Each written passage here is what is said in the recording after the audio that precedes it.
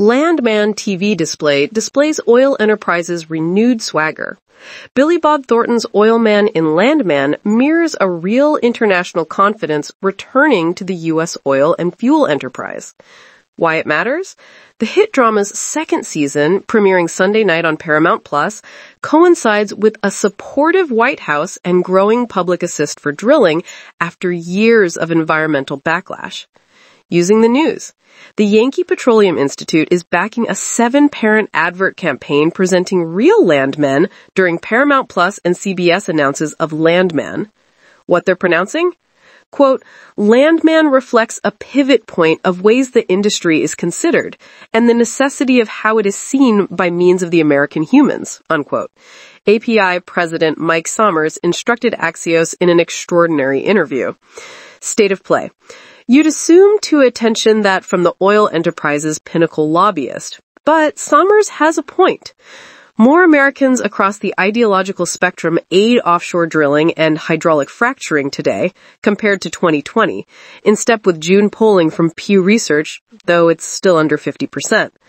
Democratic politicians are also acknowledging fossil fuels. From just last week, Gov. Josh Shapiro of gas-rich Pennsylvania pulled out of a regional climate initiative, and New York Law Governor Kathy Hochul, a Democrat, authorized a contested natural gas pipeline. Among the strines. This kind of show is part of the Joe Rogan zeitgeist, said Dominic Boyer, a Rice College anthropologist. It's where men can be men, out in the oil fields, unquote. Reality check. Having an amorphous zeitgeist in your prefer doesn't mean truth is easy sailing. The industry is grappling with tariffs, middling oil fees, fluctuating production, and general Trump management chaos. What's more, this zeitgeist is uniquely American and doesn't necessarily reflect attitudes in other parts of the world. Catch up rapid. Landman, created by a Texan Taylor Sheridan of Yellowstone repute, dramatizes Lone Star Country oil life with cinematic flair. Wells blowouts, uncommon in reality, Sommers says. Drug cartel battles, definitely fictional, Sommers says. A few punches at climate change and renewable energy, more on that in a moment. Women characters portrayed in unflattering and sexualized ways. Boyer's wife stopped watching the show because of it. Flashback. API did a smaller advertising run with the first season, centered on safety. We entered into the first campaign with a bit of skepticism on how the show was going to go.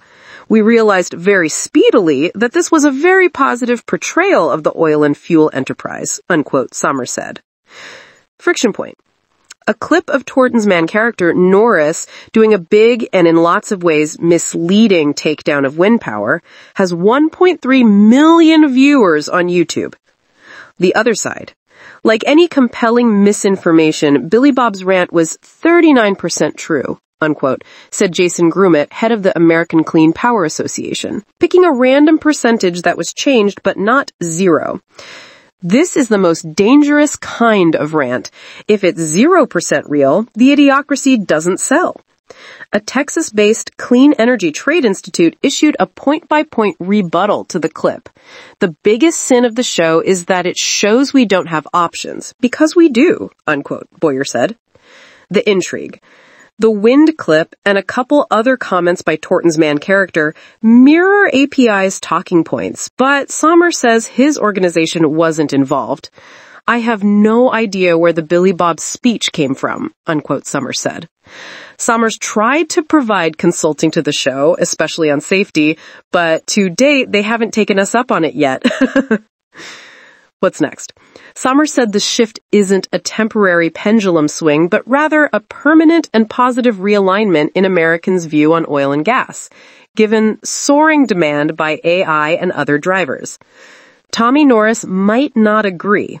In the season 1 finale, Thornton's main character shares a moment with a drug cartel kingpin played by Andy Garcia. There's no future in the product you sell, a significantly bloodied Thornton tells the drug supplier.